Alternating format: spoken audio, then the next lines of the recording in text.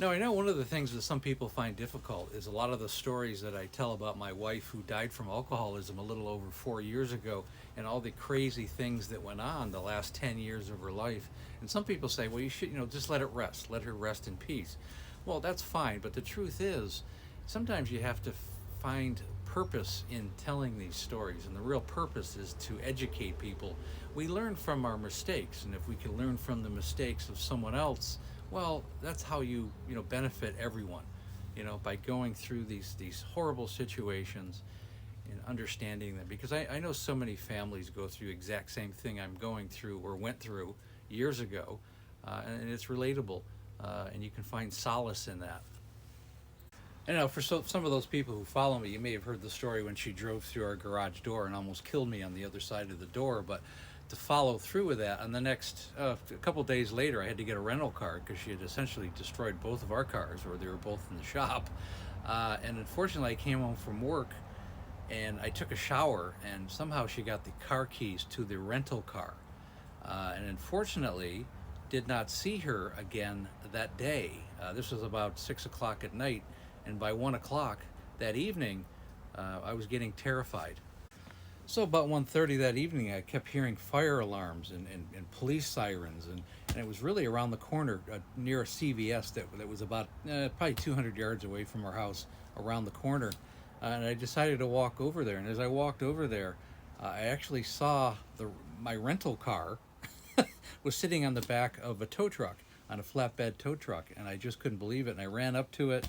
And there were some people around it, and I asked the tow truck driver, "Why's my car up on the lift?" I go, "Well, the lady inside was drunk, and they arrested her."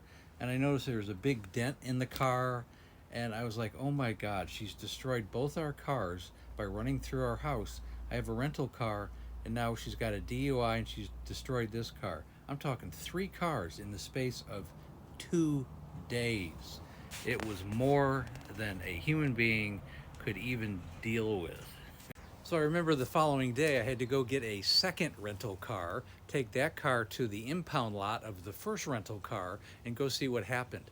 I had to call the insurance company. I mean, to explain this entire situation after 2 days it was insane.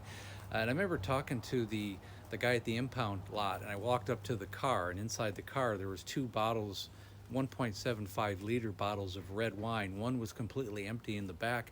The other one was on its side, and it was actually sitting on the passenger side front seat, and the wine was just dripping out the front of it. I mean, this was a brand new car, maybe had 800 miles on it, brand new rental car, and it was covered in red wine, and it was just splashed all over. The whole car just reeked of wine, and it was just an unbelievable experience to have to go.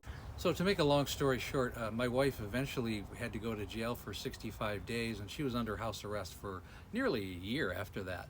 Also, the rental car company would never rent to me again. This is almost 10 years ago, and I still don't have the ability to ever rent from that particular company, which haunts me to this day. So if these types of stories resonate with you, you have something like this going on in your family, or if you have a loved one, click on the link above, schedule a breakthrough call, and let's get you and your family to sustainable sobriety.